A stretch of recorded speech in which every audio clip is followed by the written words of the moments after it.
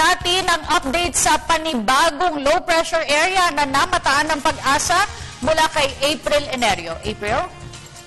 Salamat, Miss Cathy. Good news muna tayo, no? Terminated o tinanggal na po ang Yellow Rainfall Advisory dito sa Metro Manila at mga karatig lalawigan dahil sa mahihina hanggang katamtamang pagulan na lamang ang naitala nitong mga nakalipas na oras. Yun pa man, asahan pa rin po ang mga isolated thunderstorms, kaya ang mga payong at kapote ay huwag pong kaliligtaan. Samantala, para sa lagay ng panahon sa mga susunod na oras, ang mga rehiyon ng Ilocos at Cordillera ay makaranas pa rin po ng mga pag-ulan na dulot ng habagat. Habang dito naman sa Metro Manila at natitang bahagi ng Luzon ay kahit papano ay gumanda na ang panahon. Although may mga pag-ulan ay hindi naman ito ganong kalakasan. Fair weather naman po ang maasahan dito sa may Visayas at Mindanao na meron pa rin isolated thunderstorms sa hapon o gabi.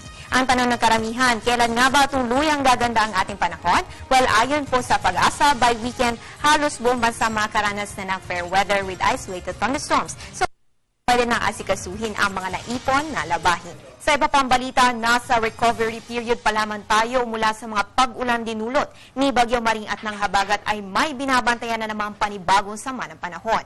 Ayon kay Pag-asa weather forecaster Henry Kitlong, ito ay kasalukuyan nasa layong approximately 1,400 kilometers silangan ng Visayas. Nasalbas pa rin naman po ito ng Philippine Area of Responsibility, kaya patuloy lang ang ating monitoring sa naturang low pressure area. Samantala, bagamat maula pa rin po ang kondisyon ng ating kalangitan, ay nagdala na rin ng konting init itong si Haring Araw ngayong Huwebes. Kaya sa mga susunod na oras na ito, minarapat po nating alamin ang estado ng mga pangunahing dam sa Luzon.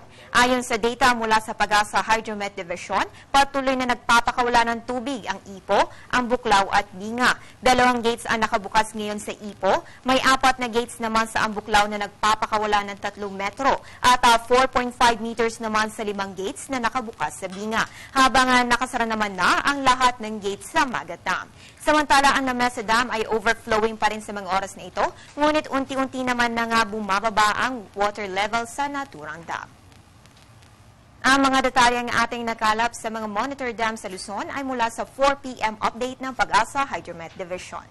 At para naman bukas, Biyernes, Agosto 23, sisikat po ang araw alas 5:43 ng umaga at lulubog alas 6:14 ng gabi.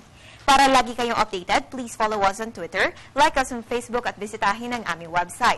Abangan din ang aking susunod na ulat panahon mamayang alas 8 ng gabi. At yan ang pinakauling balita mula dito sa Pag-asa DOST.